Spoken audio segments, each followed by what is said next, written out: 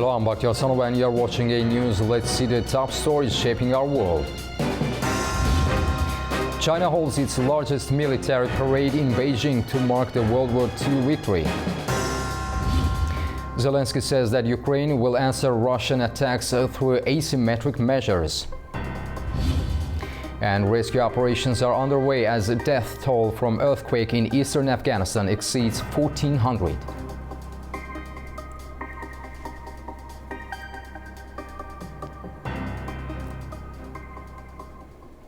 China is marking 80 years since the end of World War II with its largest ever military parade in Tiananmen Square. President Xi Jinping addressed the world with a stark message as global leaders watched China showcase its growing military power.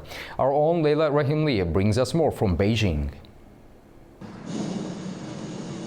China is staging its largest ever military parade, marking 80 years since the end of World War II and the defeat of the fascism. The ceremony is taking place in the heart of the Chinese capital, Tiananmen Square, with tens of thousands in attendance. President Xi Jinping has just addressed the nation, warning the world faces a stark choice between war or peace. He reviewed the troops as columns of soldiers, tanks and cutting-edge missile systems rolled across the square.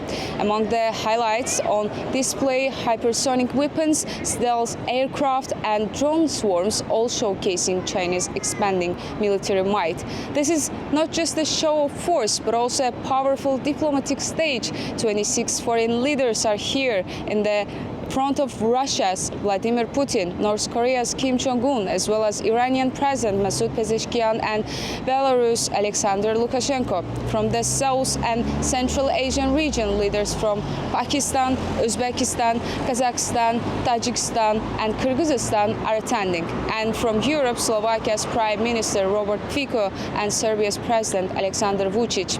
Azerbaijani President Ilham Aliyev and First Lady Mehriban Aliyeva were warmly welcomed by President Xi Jinping and First Lady Peng Liyuan upon arrival. They are watching the parade alongside other heads of state, a moment underlining Baku's growing role in Eurasian diplomacy. For China, the symbolism is profound. On this 80th anniversary, Beijing projects strength, unity and its vision of a multipolar world. And that's all for now. This is Leila Rahimli and Elbrus Musayev for A News. Russian President Vladimir Putin met North Korean leader Kim Jong-un in Beijing, praising North Korean troops for their role in fighting alongside Russian forces in the Kursk region against Ukraine. "Your soldiers fought courageously and heroically," Putin said, thanking Kim and the North Korean people for their sacrifices. Kim expressed gratitude for Putin's recognition and reaffirmed North Korea's commitment to support Russia, saying their bilateral cooperation continues to advance across multiple areas and that they will spare no effort in providing help to Russia. Ukrainian President Volodymyr Zelensky says Russia is intensifying attacks along the front line and hitting Ukraine with more drone strikes. In a televised address, he noted that more than 150 Shahed drones were launched overnight, with dozens more during the day. Zelensky accused Russia of showing open disregard for peace efforts and linked the strikes to President Putin's visit to China. He said Moscow is also building up troops on parts of the front. Zelensky stressed that Kiev's answer will be through asymmetric measures, insisting that Russia reacts only to force. Of course we will respond. We will respond, including asymmetrically as well, so that Russia truly feels the consequences of its audacity. And we continue working with our partners to put pressure on Russia, and that will happen. Russia hears nothing but strength, and it will keep lying until its losses are heavy enough. All our partners understand this. And now to Ukraine's Kharkiv, where the new school year has started in underground classrooms designed to protect children from Russian attacks. Officials say the facilities make it possible for thousands of pupils to safely return to in-person learning. In Ukraine's northeastern city of Kharkiv, the first day of school this year looked unlike any other. Instead of walking into bright courtyards, children filed down staircases, 3 floors underground, to begin their studies in newly built classrooms designed to shield them from Russian attacks. Air raid sirens echoed above ground as lessons began below. For parents, the underground schools are more than classrooms, they are lifelines.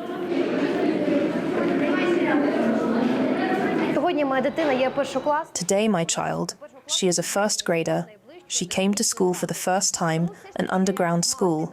Why have I, as a mother, decided to do this? Because the school is 3 floors down. We were told it is the deepest school in Kharkiv. That's why I believe it is safe. We did not expect it would be possible this year, but as a parent, I was desperate for my child to be able to attend normal physical school. The school her daughter attends is in Nova Saltivka, one of Kharkiv's hardest-hit neighbourhoods, and just a short distance from the Russian border. Here, the depth of the classroom matters as much as the curriculum. Mayor Ihor Terekov says the effort is historic. Some 17,000 children will be able to attend school in person. This has never been possible since the start of the war. We have built 7 schools. These are proper schools, located underground. Apart from that, we have converted 6 metro stations into classrooms. Our children now have the opportunity to study in safe conditions. And we have further plans. We are in the process of building 3 more underground schools, which we hope to open on January 1st next year. Despite the war, despite the sirens, children here are reclaiming one small piece of normal life, learning, laughing, and writing their futures deep underground. Iran, China and Russia rejected the call of European countries to reimpose UN sanctions on Tehran over its nuclear program. In a joint letter to UN Security Council, they said the move by Britain, France and Germany was legally flawed. Our Turaj Shiralilo has the details in Tehran. The Chinese and Russian foreign ministers joined their Iranian counterpart to express their disapproval with a letter of the European powers sent to the UN Security Council demanding reimposition of Iran's nuclear sanctions. In a joint 3-page letter signed in Tianjin, China, where they met on the sidelines of the Shanghai Cooperation Organization summit, they rejected the move by the European Troika as void of legal basis. According to the Iranian Foreign Ministry, they stressed that the letter submitted by the E3 to the Security Council is contrary to the procedures set out in the 2015 Iran Nuclear Agreement, JCPOA, and the UN Resolution 2231, and must be considered null and void. Iran's Foreign Minister Abbas Araghchi, in a post on his X account, wrote that the letter reflects the firm position that the Europeans' attempt to invoke the snapback mechanism is legally baseless and politically destructive. Araghchi added that it was the United States that first violated the JCPOA and Resolution 2231, and it was Europe that chose to align with the unlawful sanctions instead of honoring its own commitments. Last week, the European powers, which are signatories of the JCPOA, in a letter to the UN Security Council, called for reactivation of the nuclear sanctions that were blocked by Resolution 2231 if they did not reach an agreement with Iran in September. China and Russia, which are permanent members of the Security Council and are also parties to the JCPOA, have proposed a draft resolution suggesting extension of the Resolution 2231 that expires in October and called for exemption of sanctions for a limited period in order to reach an agreement in the meantime. Turaj Shiralilu, reporting for A News TV, Tehran. Heavy Israeli airstrikes and shelling across Gaza on Tuesday killed at least 100 people, according to Palestinian health officials, including 35 in Gaza City. The attacks came as Israel prepared to expand its campaign nearly 2 years into the war. Army radio said 48,000 reservists reported for duty to join a new offensive aimed at seizing Gaza City, a plan approved by Israel's Security Cabinet last month. Prime Minister Benjamin Netanyahu addressed troops, framing the operation not just as a fight against Hamas, but as part of a sweeping regional struggle. And as tens of thousands of Israeli reservists started to report for duty ahead of a new offensive in Gaza City, families in the Strip are on the move, trying to find shelter. Dozens of Palestinians fled the northern parts of Gaza City on Monday, seeking safety in the west near the sea, or moving south as Israeli tanks advanced. Vehicles were piled high with belongings, reflecting the desperate search for shelter amid escalating violence. I want to find a place where I can stay with my sons and daughters. I don't know where to go. Moving out needs money. I cannot even find something to eat. It has been 2 months without food. No one is standing with the Palestinian people.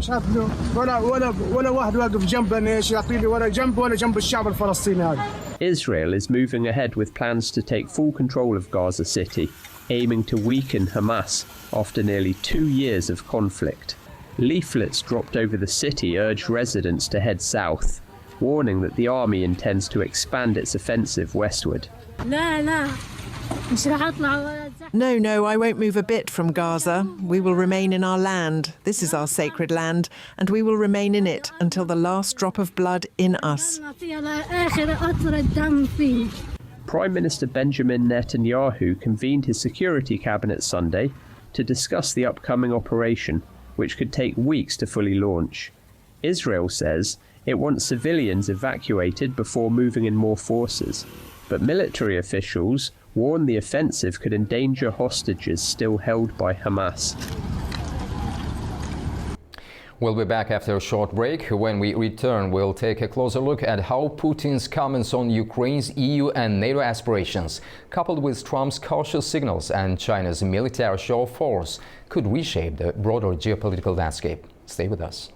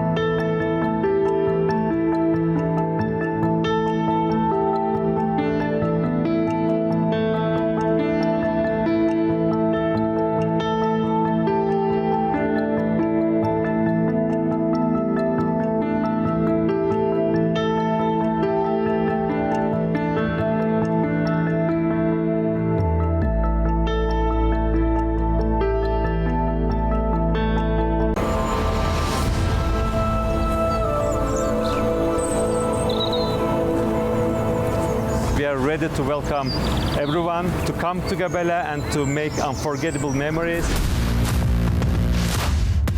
Welcome to Gabala rafting.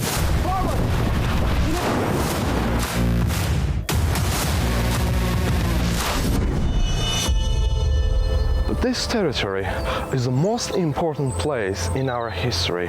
Our ancestors lived here 2,000 years ago, and they had here amazing culture, amazing civilization. There's something for everyone here. This place is the largest amusement park in Azerbaijan.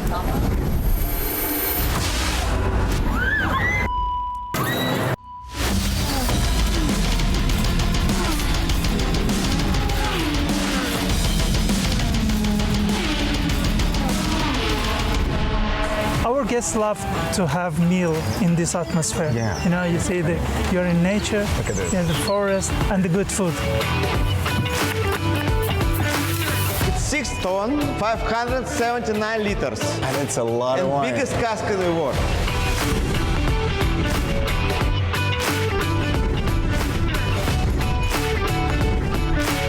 Bandar is not just a holiday destination. It's a symbol of Azerbaijan's growing tourism potential.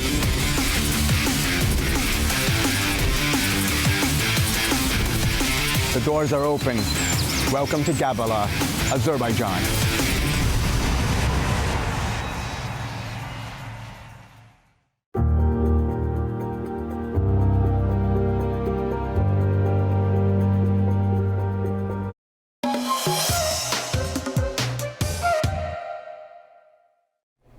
Welcome back to A News. Russian President Vladimir Putin has once again drawn a sharp line between Ukraine's European Union membership, which he says Russia never opposed, and NATO membership, which he calls unacceptable.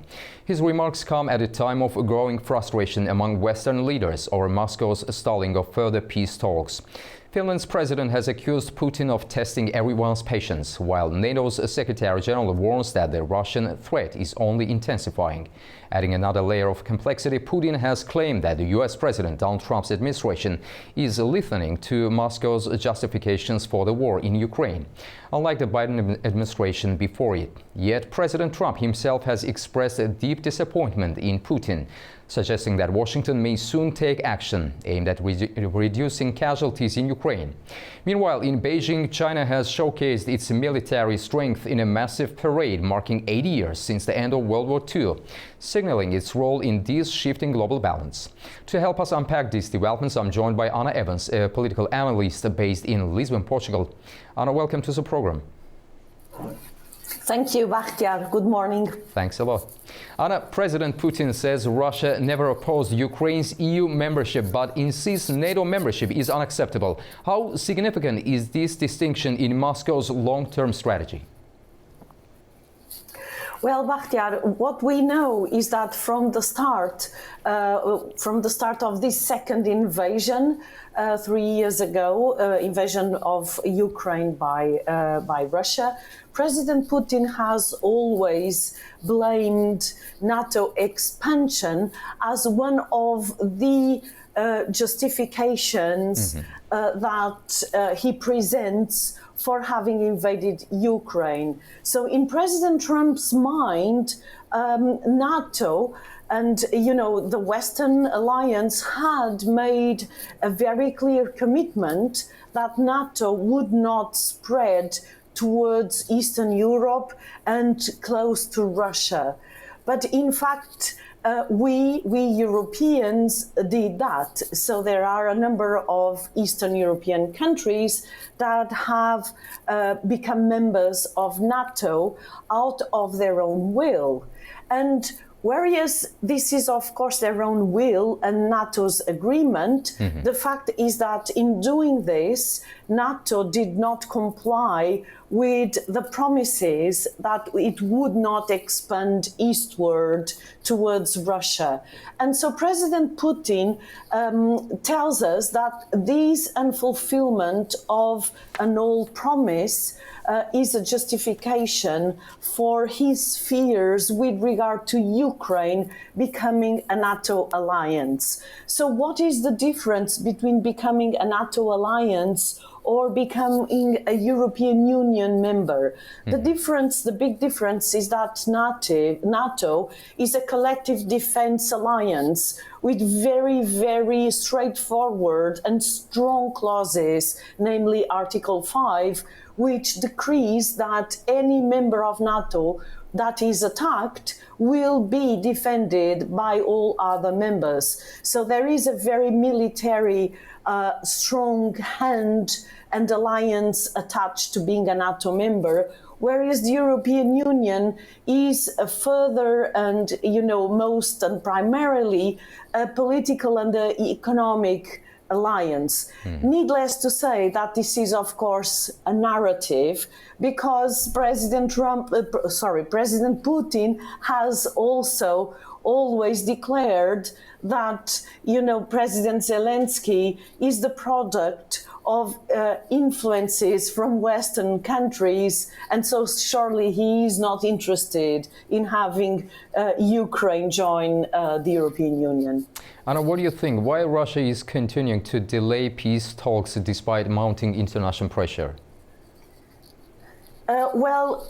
Russia has always delayed peace talks because it has not achieved its goals. The war has been basically a cold front where people actually are dying every day. And President Putin has not achieved some of his really main goals within this period of 3.5 years. And it is becoming ever more difficult to, to justify to the domestic population in Russia why so many people are dying on a daily basis without these goals having been met.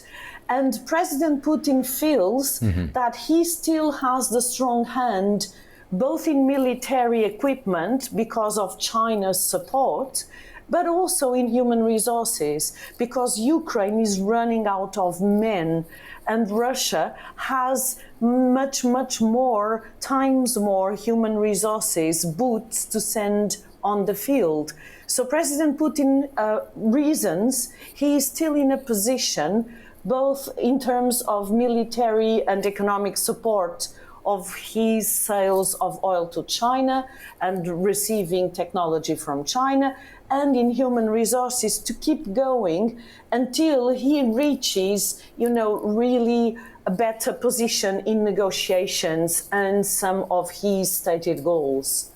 Anna, Putin claims that the Trump administration is listening to Moscow in a way that the Biden administration never did. What does this reveal about the Kremlin's perception of Washington today? And also, President Trump, however, says he's very disappointed in Putin. How should we interpret this apparent contradiction between Putin's claims and Trump's public stance? Well, it is a fact that we saw, especially in the first part of President Trump's mandate, since January, that President Trump entertained a new approach to foreign policy vis-à-vis Russia. So President Trump tried to become much more cooperative and to keep a door open to dialogue with President Putin. And we've seen these often, so President Trump, here we are seeing the image of President Trump saluting President Putin in Alaska, where they met recently, and they met for conversations not only on Ukraine, but also on bilateral relations between the two countries. And so it is quite obvious that President Trump has maintained a level of dialogue that has not existed for a few years between the United States and Russia. So there is no doubt about that. And that is actually important because it is really important to be talking directly, the two heads of state, in trying to reach some forms of consensus. Unfortunately, in the case of Ukraine, it has not worked out yet. But definitely there is a difference between what we are seeing now and in terms of foreign policy approach to Russia from the US administration. Anna, how much leverage does Washington really has at this stage to influence the trajectory of the war? Well, it's a hard game, and the reason is that President Trump, for example, tried secondary sanctions on India, on India's purchases of Russian oil, and we know that India purchases oil and then refines it and sells it to third countries. And when President Trump very recently tried to impose tariffs and also secondary or tertiary sanctions on companies that deal with Russia, Indian companies and state companies, it was quite clear that this is a dangerous game, that the United States then will suffer retaliation from the third parties or the secondary parties that are being sanctioned. And India is a very large country and very important in terms of global trade as well, and in its presence globally. So, the pressures that the United States can publicly, unveil in terms of sanctions are not working very effectively. what I can tell you is that certainly the United States has other forms of negotiation on economic and trade interests. And, we are thinking about the Arctic, Alaska, other areas of the globe where the United States can use some bargaining chips towards Russia and, try to redesign the calculus between the costs and the benefits of stopping the war right now. But it is a really hard bargain. Anna, how might China's military parade and show of force be read in the context of Russia's war in Ukraine? Well, Bakhtiar, that's it. It shows everything. It shows that Putin, his administration, the Russian administration, is being supported by China. So China has always played the neutrality card in the narratives. But in fact, China is providing the financial flow through its purchase of fossil fuels, and we know that China is an avid consumer of fossil fuels. And so China is providing the financial pillar of Russia's war economy. And it is also providing, technology and pieces of materials that are used for military equipment. And without all this, President Putin would not be in a position to withstand, his presence on the Ukrainian field. So I think this parade shows very well who is supporting whom. And we also see the North Korean president, whom actually President Putin has invited now, during this meeting, to go to Russia. And we know that North Korea is also playing some role in supporting Russia on the field. But it is very clear here that we have an alignment of interests between countries that are maintaining the war in Ukraine alive. So I think these images say it all. Anna Evans, a political analyst in Lisbon, thank you so much for joining us and sharing your insights. We truly appreciate your time and expertise. Thanks a lot. Thank you, Bakhtiar. Thank you. After the break, we'll look at the key stories shaping the region. Stay tuned.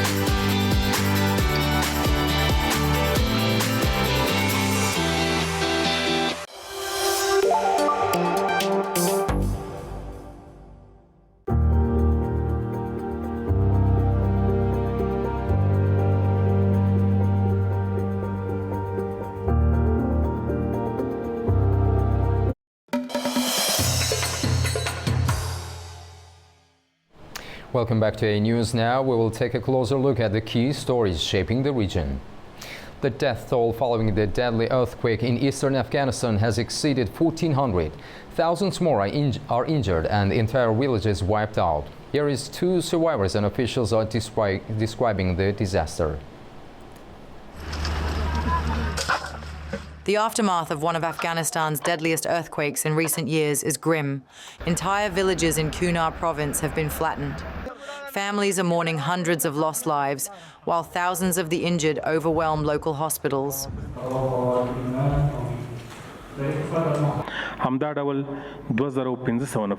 The earthquake struck the districts of Nurgul, Soki, Watapur, Manogi, and Chapadara, and other areas in Kunar province. One thing I need to clarify is that our rescue teams have reached the Mazadara area of the Nurgul district, but have yet to share the latest update. The Afghan government's teams have reached the areas affected by last night's earthquake, but NGO teams are making their plans first and then dispatching their teams to such places. However, it will take some time. Aminullah Sharif, head of Nangarhar's medical services, described the difficult journey to reach survivors. When I learned about this disaster that struck our people, I prepared 4 to 5 ambulances and moved toward the affected area. We traveled during the night and arrived here at early morning prayer time after walking for 5 to 6 hours. Currently, 4 to 5 helicopters have carried the injured, and the evacuation is still ongoing. This is a major disaster. Many houses have been destroyed, and a lot of support is needed to rescue people from under the rubble.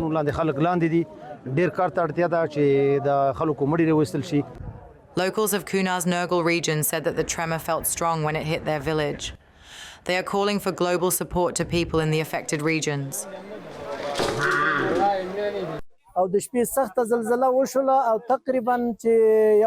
We evacuated around 200 injured people to Jalalabad's hospital by helicopter, and about 300 to 350 people are still under the rubble. All of our houses have been completely destroyed. We are thankful and grateful to our government's officials for visiting the area and providing urgent support in a timely manner, but we are asking the international community for further aid. Rescue operations continue in remote mountain districts, where families are still searching for survivors under the rubble and waiting for urgent help to arrive. A new 5.5 magnitude earthquake struck the southeast of Afghanistan as condolences and aid continued to pour into the country following the deadly quake that hit on Sunday. Our Tamim Bahis brings us more the international response to the disaster. According to the World Health Organization, an estimated 12,000 people have been affected by the powerful quake that struck Kunar and Nangarhar provinces. WHO says it was among the first responders delivering emergency health kits to hospitals treating the wounded. Azerbaijan was among the first to react. In a statement, the Azerbaijani Foreign Ministry said, "We extend our heartfelt condolences to the families of the victims and wish a speedy recovery to all those injured. Our thoughts and prayers are with the people of Afghanistan during this difficult time." Leaders from across the region and beyond have also voiced their sympathy. India has pledged to send tents and food supplies, while Iran and Pakistan announced readiness to provide humanitarian aid. Turkey, Japan and Qatar expressed solidarity with the United Nations and European Union, promising to spare no effort in helping those in need. The United Arab Emirates has already deployed a rescue team with food, medicine and shelter tents. The United Kingdom pledged £1 million in aid. Other countries including Canada, Bangladesh, Indonesia and Syria have also sent condolences and pledged support. Inside Afghanistan, authorities say the armed forces have been ordered to use all available resources in the rescue operation, while the Foreign Ministry is coordinating with international partners to accelerate humanitarian assistance. This is Tamim Bahis in Kabul for A News. New data from Geostat shows a modest rise in Georgia's inflation last month, increasing by 0.3%. The annual inflation rate now stands at 4.6%. This was primarily driven by higher prices for transport and certain food items, like food and dairy. However, consumers found some relief with a sharp 10% drop in vegetable prices and lower costs for clothing. These decreases helped to balance out the overall price increases across the country. Georgia was absent from the recent Shanghai Cooperation Organization summit held in China, but officials insist their partnership with Beijing remains strong. For more on that, we go to Tbilisi and our Nini Nikolaishvili. As leaders from across the region gathered in China for the Shanghai Cooperation Organization summit, Georgia was notably absent. Neighboring countries like Azerbaijan and Armenia used the platform to upgrade their partnerships with major global powers, while Georgia, despite holding the status of an official strategic partner of Beijing, remains on the sidelines. Prime Minister Irakli Qobakhidze responded to questions about this absence, stressing that the parade in China was part of the SCO framework and that attendance should not be overinterpreted. He underlined that cooperation with Beijing is a priority, calling the China-Georgia strategic partnership precious and important, and promising new steps to strengthen it politically and economically. But China is only one side of Georgia's global partnership web. On the other side lies the United States, where relations have cooled in recent years. Echoing the president's appeal, Qobakhidze voiced the government's desire to restart ties with Washington from a clean slate, presenting a roadmap for renewed cooperation. He noted that the lack of attention from the Trump administration was surprising, suggesting it may reflect the influence of what he called the deep state. Still, he insisted that if this influence does not prevail, nothing would prevent the revival of the strategic partnership. It's also worth noting that this appeal comes against the backdrop of Georgia's two neighbors in the South Caucasus, Azerbaijan and Armenia having taken steps to upgrade their respective relations with the United States. On August 8, Azerbaijan and the United States signed a memorandum of understanding aimed at developing a strategic partnership charter, while Armenia concluded new agreements that build upon existing bilateral arrangements. The picture that emerges is a Georgia caught between two global poles, seeking to protect its bond with China while struggling to reanimate its once vital alliance with the United States. In the meantime, as regional neighbors deepen their own ties with great powers, Tbilisi faces growing questions over whether this pause in partnerships leaves the country isolated and how that isolation could shape both its foreign policy and domestic political debates. It's Nini Nikolaishvili reporting from Tbilisi, A News. Beijing hosted the 8th Kazakhstan-China Business Council meeting. More than 70 agreements and contracts were signed. And for the details, we go to Almaty and our Fariza Kalimursina. Kazakhstan and China have signed more than 70 agreements and contracts valued at over $15 billion during the Kazakhstan-China Business Council held in Beijing. The event brought together over 500 participants, including representatives from leading corporations of both countries. China has already invested over $27 billion in Kazakhstan's economy. More than 6,000 companies with Chinese capital operate in Kazakhstan. Cooperation spans energy, transport, agriculture, industry and innovation. A key project is the construction of Alatau City in partnership with China State Construction Engineering Corporation, covering 88,000 hectares. The city is set to become a new hub for technological innovation and the digital economy. In industry, Sinopec is investing $7.4 billion in a polyethylene production plant in the Atyrau region. Also, CNPC is involved in modernizing the Shymkent refinery, while China Huadian is building a 160-megawatt combined cycle power plant in Mangostau. Several joint projects are also underway in rare earth metal processing, glass production, car assembly and electric buses, all involving Chinese companies. Kazakhstan is strengthening its role as a key transit hub between China and Europe. Around 85% of overland cargo traffic under the Belt and Road Initiative passes through the country. And last year, freight volumes on the Trans-Caspian route increased by 62%. The introduction of double tracks on the Dostok-Mo intersection, President Tokayev says, will boost the corridor's capacity fivefold. While the financial figures are strong and projects ambitious, experts say the challenge lies in balancing economic growth with Kazakhstan's strategic independence, requiring careful decisions and clear cooperation frameworks. From Almaty, Kazakhstan, Fariza Kalimurzina, A News. We'll be back after a short break. When we return, we'll take a closer look at how the disputes over democratic standards and social policies could shape Georgia's path toward EU membership. Stay with us.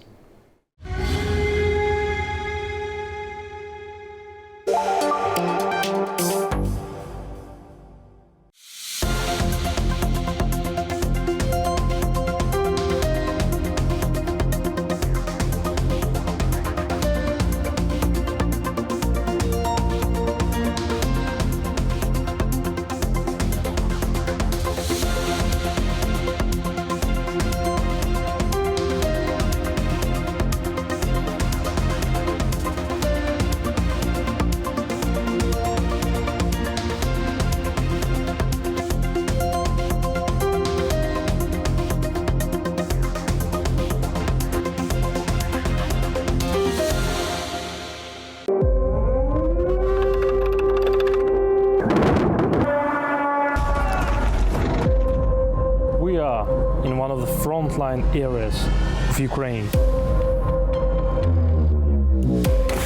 Being here and seeing things, talking to people, we can clearly tell that the war has changed drastically since its beginning in 2022. Or maybe not. Is that really the case? The war has been going on since 2014. Ратифицировать подготовленный для подписания договор о вхождении Республики Крым и города Севастополь в Российскую Федерацию. Не сомневаюсь в вашей поддержке. У 2014 році Росія прийшла до нас з одним словом, з новим словом. І це слово війна. Armata! Some people serving here, they have been in military in this war so long, it's difficult for them to tell how they will be able to return to a normal civilian life. The story of all those people who can withstand aggression, withstand grief, and withstand their lives changing forever.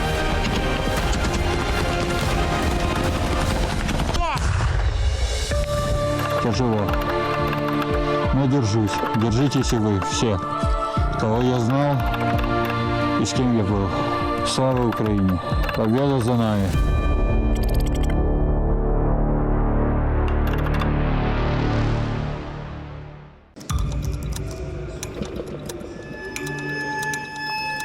Inside Politics delves deeply into the heart of global issues shaping our world today.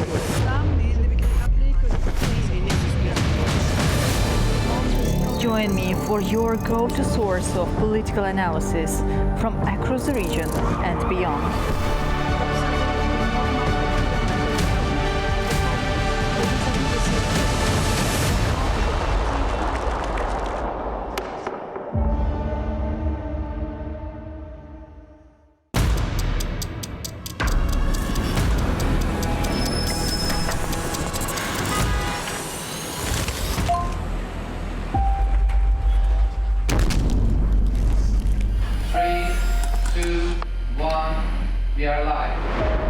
Good morning, you're watching A News Live from Baku to the world. There's a long line of... To truly understand this conflict, as is so often, we need to look beyond the normal Asia-Pacific region.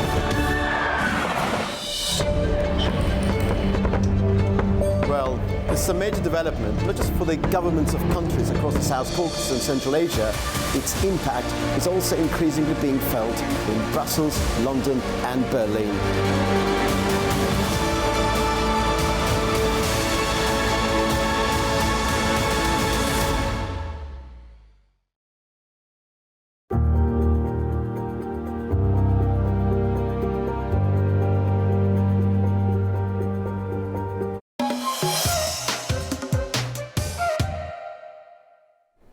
Welcome back to A News. Now we turn to Georgia, where Prime Minister Irakli Kobakhidze has stated that his government is prepared to meet all of the European Union's requirements, so long as they are, in his words, reasonable.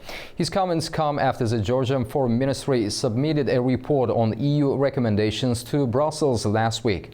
Among the key points of contention are the controversial foreign agents law and legislation banning what the government describes as LGBT propaganda, both of which have drawn strong criticism from Brussels, while Tbilisi insists it's committed to European integration.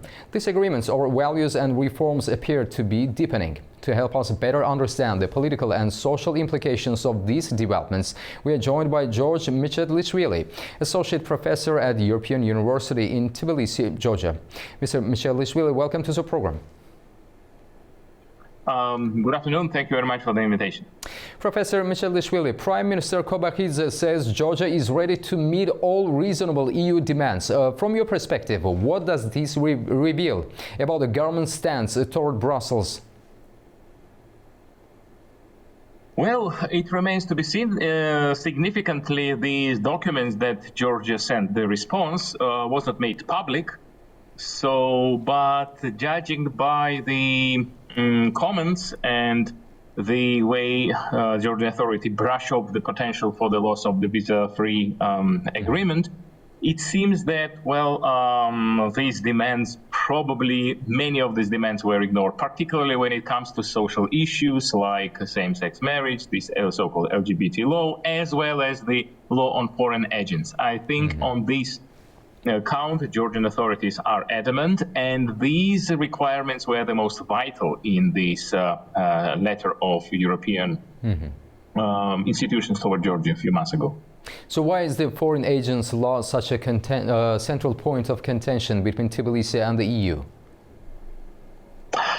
Well, Georgian authorities explain this foreign agents law as a necessary means to prevent the forced change of power, the coup, the revolution. So as they put it, and since they believe that many NGOs, and particularly NGOs which were closely associated with the main political rivals of the Georgian Dream, for instance, United Nations Movement, so they have been harboring dreams and preparing for this like forced change of the government. So therefore the law will reveal their sources and the nip in the bud the very possibility of this like forced change of power. So it is believed by Georgian Dream authorities, one of their main strengths of their narrative, that over the past 2.5 years, there have been at least three attempts to forcefully change the governance in Georgia, the leadership, and so the law will help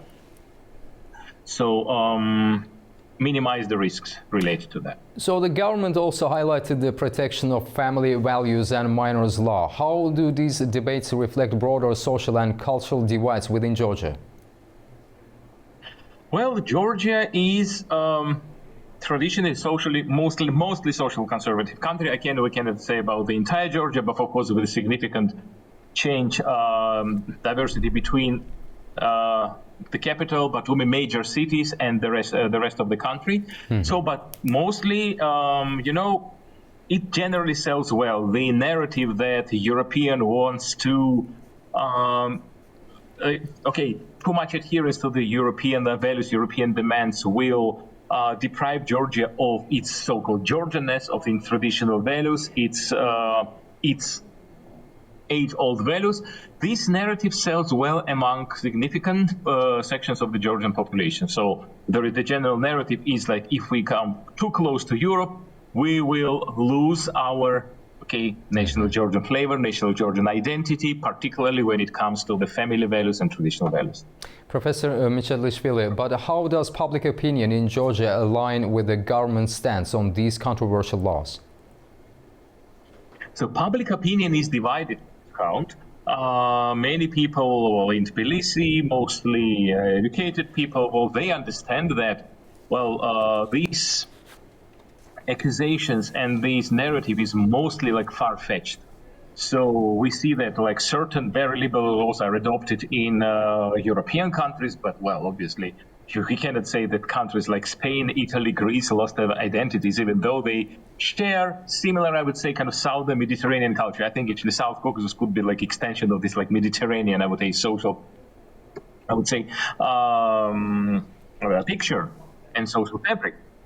In this particular regard, so we see that in all these countries, well, the social cohesion is still there. Of course, there are political differences, so the political debate, but so you cannot say that like it has.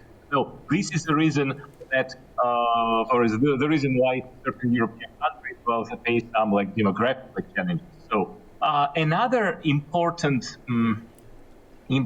I would say, line of attack on the part of the Georgian government, Georgian leadership towards European institutions is like immigration. So that immigration will kill, excessive immigration will kill Georgian spirit. So Europe is no longer Europe with so many like immigrants. So another actually kind of this, the narrative, another argument is that if Georgia is too closely aligned to Europe, so we will be forced to accept like more and more people who don't share the similar Christian traditional values, and therefore, so Georgia will lose its identity even further. So this is another, I would say, bone of contention between this in the current tug of war between Georgia and European institutions. But what risks does Georgia face if Brussels determines that the government's actions are incompatible with EU standards?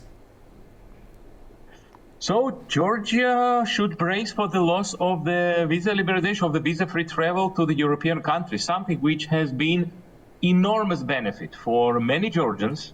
Well, just like take one fact, last year, like Georgia qualified for the first time in the football European Championship, and about 40,000 Georgian fans went to Germany to support their team. Well, it is, of course, symbolic. It's not actually kind of political, but the very ability, the very fact that like people feel that they're able to just buy tickets as long as they can afford it economically and travel to Europe and support their team or attend their, this graduation of their children, of their family members, or just for travel like as tourists. Of course, it has been a huge benefit of Georgia. I know many friends of mine from Armenia, Azerbaijan, so well, I would say they have sort of like white envy toward Georgians because we have this opportunity. Obviously, it was the most tangible benefit. Maybe it is not as important as tariff-free trade, free trade between the European Union. The fact that Georgia is a candidate, maybe that Georgia became associated member, but no. On the level of citizens of like. Every citizen of the Georgian people, though, this benefit has been huge, and many people took advantage of the benefit. So, I mean, the loss of it will be very painful among the part of the Georgian population, particularly those people mostly concentrated in the cities who routinely travel to Europe, who can afford it, and who like going to Europe. Professor Michalishvili, looking ahead, do you think Georgia's path toward EU membership is moving forward, stalling, or at risk of backtracking? So we unfortunately have seen the signs of backtracking over the past at least a year when the leader of the government, when the prime minister announced that it holds any negotiation, like any consultation with the European institution for 4 years. Obviously, the relationship have been souring for several years. And again, I think though this is the topic, it merits a separate discussion. I think both sides made some important sometimes irreversible mistakes, and each situation is to be rectified. Both sides, I mean, actually, European institution as well, the Georgian leadership should take very important, maybe not very popular steps for the rectification of these relations. But I think so. Right now, there is a backtracking, or maybe in a few months, if Georgia loses the visa free travel, there will be stagnation, and I think that the Georgian path will have to wait for several more years. Will it take the change of the Georgian leadership, or will it take the change of certain members of the European bureaucracy? It remains to be seen. But obviously, the relation between Georgia and the European Union, once a success story, because only a few years ago, many European leaders were referring to Georgia as a front runner in the European integration. So the country turned from a front runner to, I would say, okay, I would say the enemy, but it's like the recalcitrant country which keeps demanding like their own terms for the European integration. But obviously there are also the elements of double standards on the part of European bureaucrats as well. So therefore, yes, I think both sides have to review and revise and redo many of the steps they have done. Professor George Michalishvili, thank you very much for sharing your insights with us today. We greatly appreciate your time and expertise. Thanks a lot for watching us. Thank you for watching and stay tuned to A News.